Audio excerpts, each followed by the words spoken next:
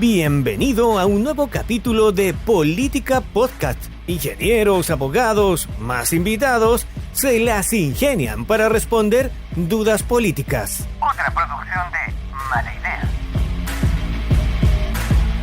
Hola amigos y amigas de País Lobo, Radio Mía, Despierta FM y Radio Viva. Soy Rocío Gambra y esto es un nuevo Política Podcast. El día de hoy tenemos a Elisa Cabezón. Ella es directora de Evidencias del Centro de Estudios Pivotes. Elisa, ¿cómo estás tú? Hola Rocío, bien, muchas gracias por esta invitación. El día de hoy vamos a hablar de pensiones y la invité por un tuit que ella siempre es muy conocida por los hilos que genera en ahora X, anteriormente plataforma Twitter, porque ella está muy pendiente y la habíamos invitado también anteriormente a conversar sobre pensiones. Y esta semana está la discusión dentro del Congreso. El día miércoles estuvo la discusión en la comisión del Senado. Y vamos a ver qué es lo que pasa, pero hay un tema en particular. Yo creo que vamos a hablar de las pensiones y de la reforma que está planteando el gobierno en general, pero también de un punto en particular que es este seguro, que yo creo que se ha hablado poco de él y por lo menos yo tengo poco conocimiento de qué se trata. Pero para que nuestros auditores no se pierdan, ¿nos puedes dar una idea global de en qué está el proyecto actualmente, Elisa, por favor? Sí, mira, Rocío, el proyecto pasó por la Cámara de Diputados, se votó la idea de legislar, pero en el particular, o para votar cada medida, cada artículo en particular del proyecto, hubieron muchos rechazos. Entonces lo que pasó al Senado fue un proyecto casi vacío. Se aprobó la idea de legislar, pero muchas de las medidas que contenían el proyecto fueron rechazadas. Entonces, ocurrió algo muy extraño en el Congreso. Y ahora el proyecto de gobierno está en el Senado, en la Comisión de Trabajo. Y como hay poco acuerdo entre el proyecto de gobierno con las posturas de la oposición y de estos partidos políticos, se llamó a una comisión de expertos. Cada senador de la comisión llamó a un experto en pensiones para lograr un informe en los puntos en que hay acuerdos. Y eso se sigue trabajando. Y la ministra Jara dio último plazo hasta hoy, para que la comisión entregara su informe de cuáles son los puntos donde hay acuerdos en la reforma previsional. ¿Hoy jueves 4, te refieres? Hoy jueves 4.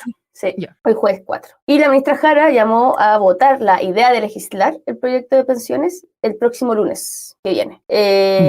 Y eso ha generado mucho revuelo, porque senadores de la oposición dicen que, oye, ministra, todavía falta mucho para que haya un consenso importante para que este proyecto avance. Y la ministra Jara dice: no, yo no quiero que haya consenso en todos los puntos, solamente votemos en la idea de legislar para seguir con la discusión y después vamos poniendo el cascabel al gato, como se dice. Pero en eso está el proyecto de pensiones en el Senado. Y tú dices, ella quiere, no le importa tanto que haya consenso, sino que se vote la idea de legislar. De acuerdo a lo que tú ves, realmente, ¿quién tendría la razón aquí? ¿Qué sería lo más óptimo desde el punto de vista legislativo? ¿Que se vote la idea de legislar o que haya un mayor consenso? Yo creo que tiene que haber mayor consenso. Mira, el mayor punto, hay muchos puntos de desacuerdo. El principal y el que más sale en la prensa, y yo feliz lo puedo explicar acá, sí, es sobre que la propuesta propone, hoy en Chile, la tasa de cotización es el porcentaje de tu sueldo que se deposita a financiar pensiones. En Chile es un 10%, ¿ya? Y es muy bajo en comparación con otros países, y es muy bajo para financiar un largo periodo de vejez. Entonces hay un acuerdo en que hay que subir la tasa de cotización, y el gobierno propone subirla desde un 10% a un 16%. O sea, agregarle 6 puntos extra de cotización que vaya a financiar pensiones. ¿Dónde está el desacuerdo? El desacuerdo es el destino de esos 6 puntos extras. La oposición quiere que los 6 puntos extras vayan a las cuentas individuales, a la cuenta de propiedad de cada trabajador, para financiarse una pensión al momento de jubilarse. Pero la propuesta del gobierno es distinta. La propuesta del gobierno quiere que de esos 6 puntos extra lo reparte. 3 van a ir a las cuentas individuales, pero los otros 3 puntos van a un seguro social. Y ese seguro social está generando mucho conflicto para llegar a un acuerdo en el Senado. O sea, no es primera vez que presentan este 3-3. Recordemos que el gobierno inicialmente quería los 6 puntos a repartición, después 4-2, 5-1, incluso este 3 también este 3 que buscan ellos y llaman hacia solidaridad, estaría repartido de distintas maneras, incluso en un principio se hablaron de las cuentas nacionales, eso ya quedó atrás y ahora estamos hablando netamente de un seguro. ¿Y en qué consistiría este seguro social que están presentando ahora desde el gobierno? Este seguro ¿En qué consiste? Es un fondo estatal, ¿ya? Que va a recibir el 3% de los sueldos formales de los trabajadores, ¿ya? Entonces, todos los trabajadores formales, un 3% de su sueldo tiene que transferirlo a este seguro social. Y este seguro social, administrado por el Estado, va a pagar distintas prestaciones. Una de esas prestaciones es lo que se llama la garantía, que es un premio por años cotizados, equivalente a 0,1 UF por año cotizado a los jubilados. Y está dirigido principalmente a los actuales jubilados. Entonces, los actuales jubilados, que cotizó un jubilado que cotizó 20 años, va a recibir un premio de 2 UF por haber cotizado 20 años, ¿no? Ese es el primer préstamo. El segundo préstamo de este seguro es compensar a las mujeres por tener mayor expectativa de vida, ¿no? Las mujeres viven más que los hombres. Entonces eso hace que el ahorro de la mujer se distribuya por más años y eso provoca que el monto de la pensión autofinanciada baje, porque con el mismo ahorro tiene que financiar más años.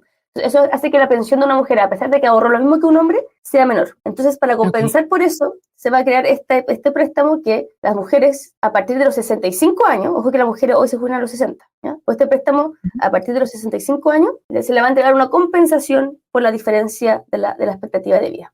Y el tercer... Antes que siga, ¿por qué le llamas préstamo? Préstamo de... Prestaciones. Yo le dije, son prestaciones. Ayuda, hagámosle ayudas sociales, pongámosle así, ¿ya? Ayudas sociales. Ya. Y el tercero es un bono por cuidado a premiar a trabajadores, hombres o mujeres, que durante su vida laboral pasaron por un periodo en que no pudieron trabajar por cuidar a personas terceras con capacidad severa o moderada. Por ejemplo, tuvieron que cuidar a un padre que estaba inválido, o a un hijo que estaba inválido, y entonces eso demanda mucho tiempo y no pudieron. Esas son las 3 prestaciones.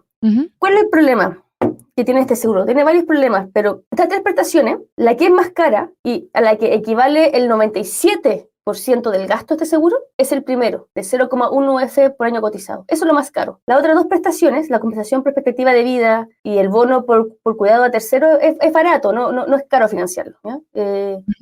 Cuesta poco. Lo que cuesta harto es el primero, la garantía por año cotizado. Entonces, mira, García, acá lo que pasa con este seguro social es que tiene un problema, en mi opinión, y en Pivotes, que lo analizamos, tiene un problema de diseño grave. ¿Cuál problema de diseño? El seguro social es un fondo, ¿ok?, que acumula cotizaciones. Tiene un ingreso permanente, que es el 3% de los sueldos formales. Ese ingreso va a ser para siempre. Permanentemente van a recibir este ingreso, ¿ok?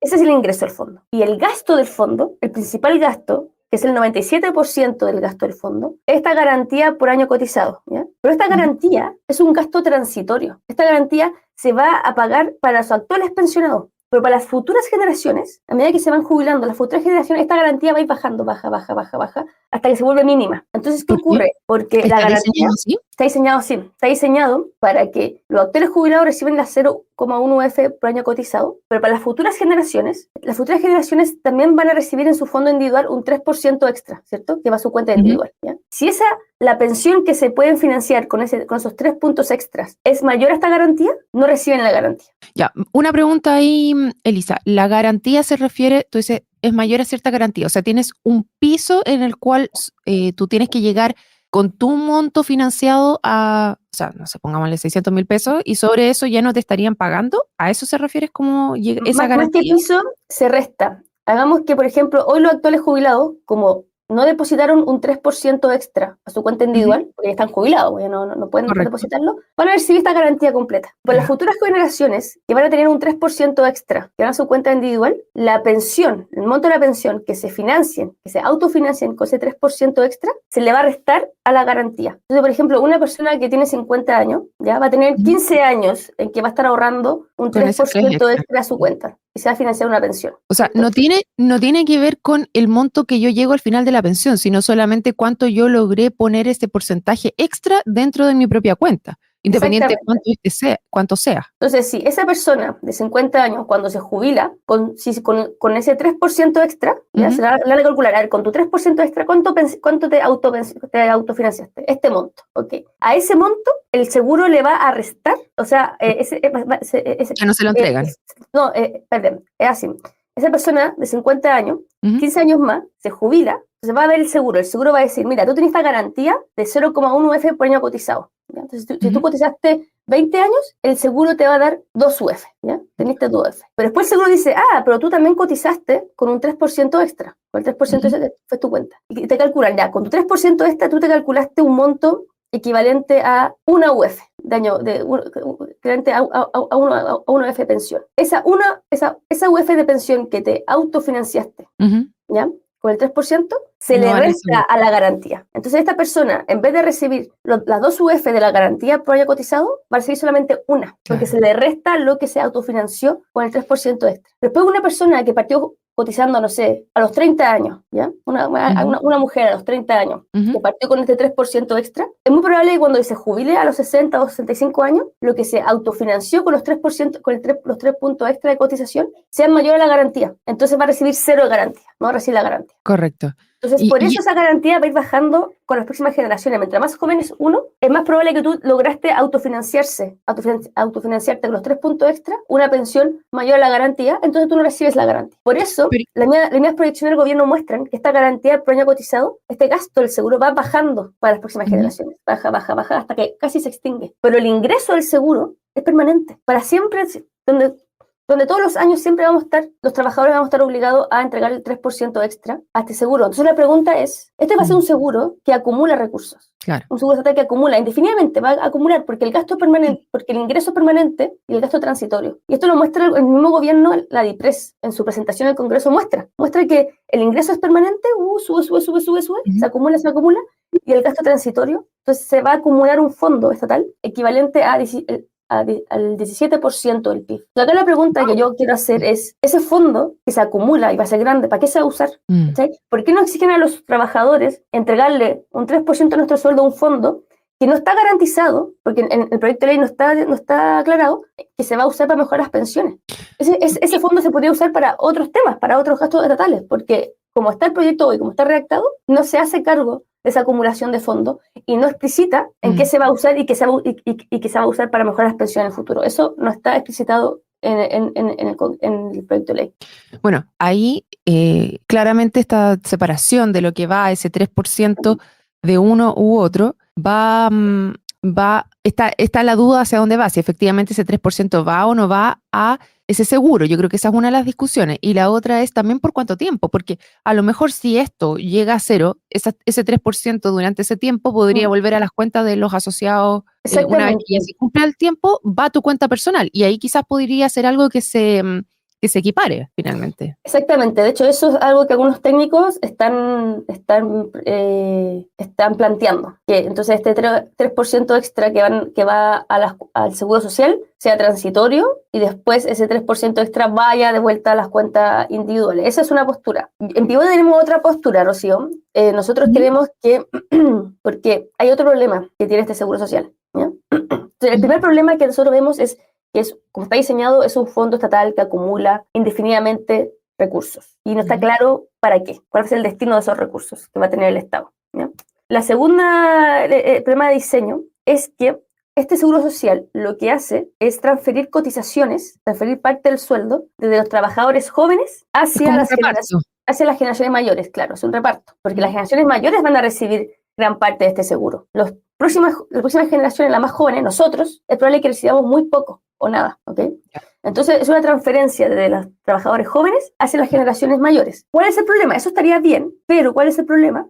Que en todas las proyecciones, tanto las proyecciones del gobierno, como las proyecciones de David Bravo, como las proyecciones de Pivotes también hicimos nuestros cálculos, nosotros estimamos cuáles van a ser las tasas de reemplazo, las pensiones de las próximas generaciones, ¿ya? Cuando se jubilan. ¿Y qué encontramos? Que con el seguro social, las generaciones jóvenes, que son las que entregan recursos, van a tener peores tasas de reemplazo que las generaciones de mayor edad, que son las que reciben recursos. Entonces es súper injusto porque los que entregan plata van a estar peor que los que reciben. Claro. Entonces eso es una injusticia intergeneracional. De hecho, en los sistemas tributarios, cuando los países tienen un criterio, se tienen que respetar que cuando alguien paga impuestos, siempre los impuestos están diseñados para que los más ricos paguen y los más pobres reciban, ¿cierto? Correcto. Pero eso tiene que cumplir una ley básica, un principio básico, que el que entrega plata, el que tiene más plata, el que entrega plata, no puede quedar peor que el que recibe. O sea, imagínate un sistema tributario en que el más rico entrega tanta plata que queda más pobre que el que recibió. O sea, eso no puede ser, ¿cachai? No puede ser que alguien que está entregando plata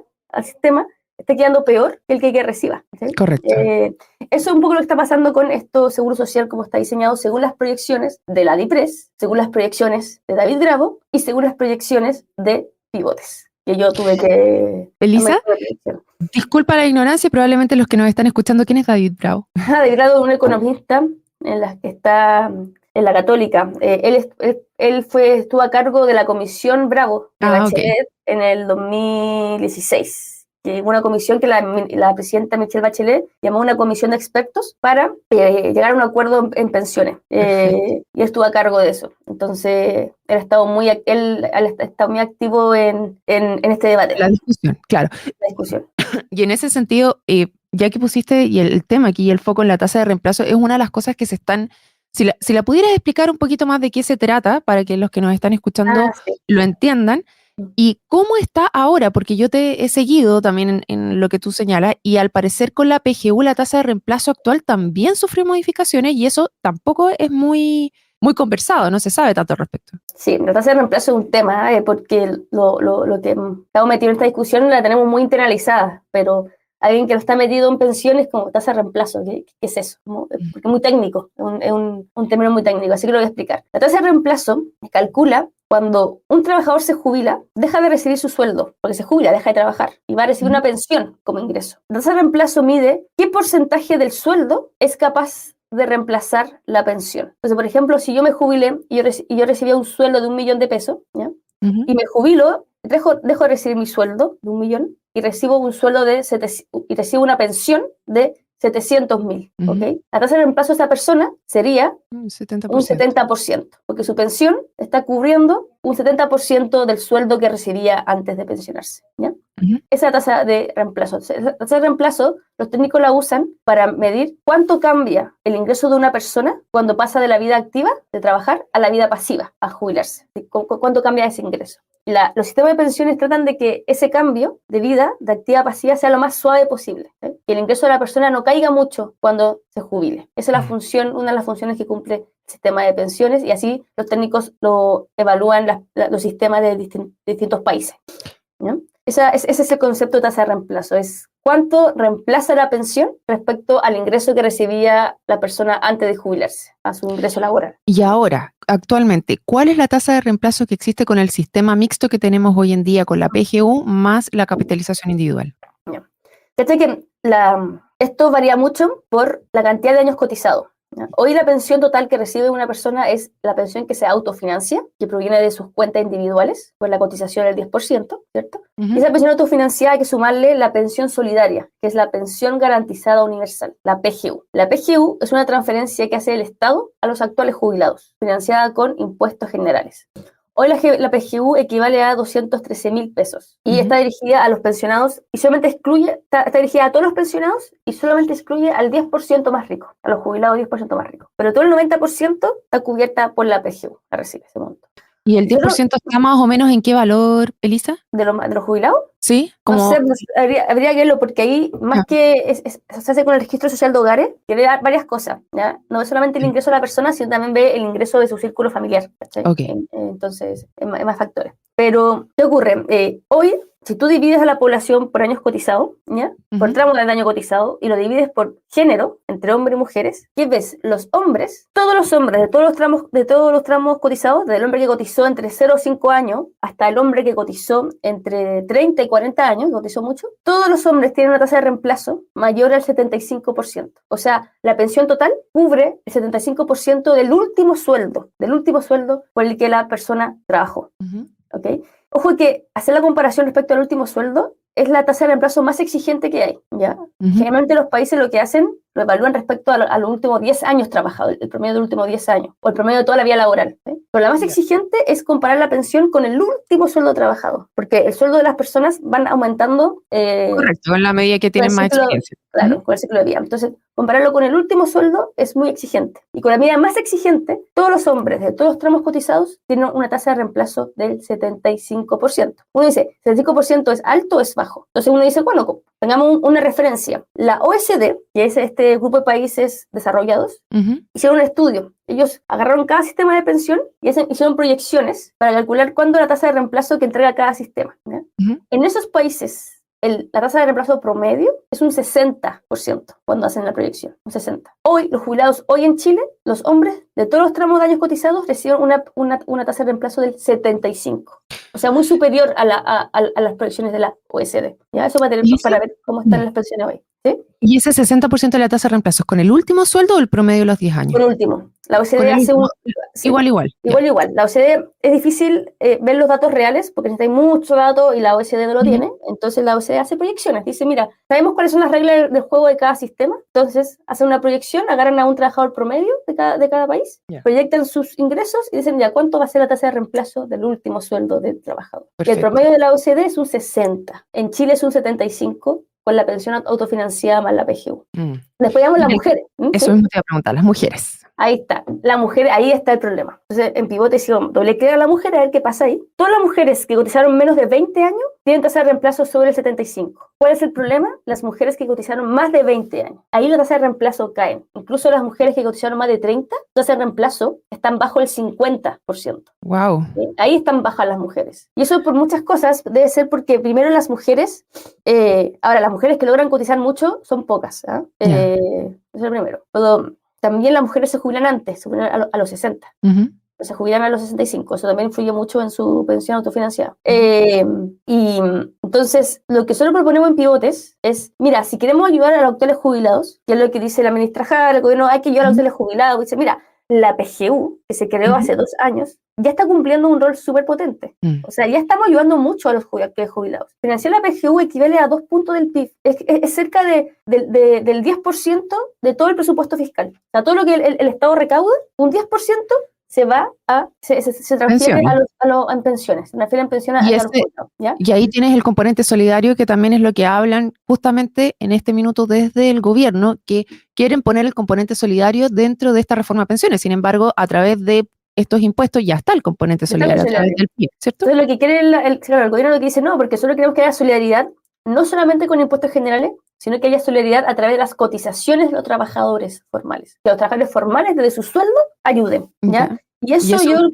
creo que está incorrecto, está muy incorrecto, porque el empleo formal en Chile es muy débil, entonces le vaya a dar una carga muy grande a una parte de la población, que son los trabajadores formales, que es muy acotada. Entonces le está cargando la mochila a un grupo muy reducido de la población. Y con eso vas a debilitar más todavía el empleo formal. Entonces, lo que nosotros proponemos... ¿sí? ¿Cuál es el sentido de hacer eso? Porque si ya estás logrando una tasa de reemplazo del 75% en todos los hombres y tienes un grupo muy acotado de personas que quedan al 50%, que son estas mujeres que han cotizado más de 20 años, entonces, ¿por qué no lo haces focalizado y desde ahí mismo? O sea, ¿por qué tienes que hacer los 3 puntos? O sea, no tiene mucho sentido.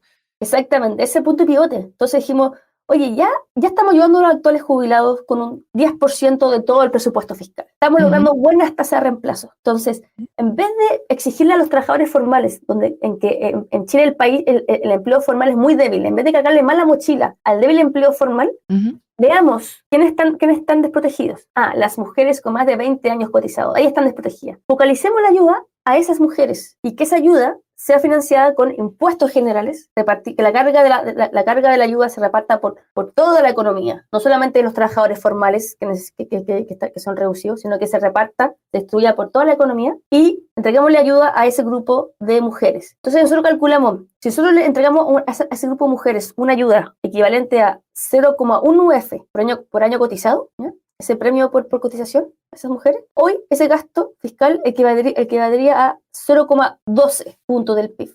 Y uno dice, ¿0,12 es alto o bajo? La propuesta del gobierno, que busca ampliar la PGU a toda la población y aumentarla a 2,50, cuesta 0,6. El nuestro cuesta 0,12.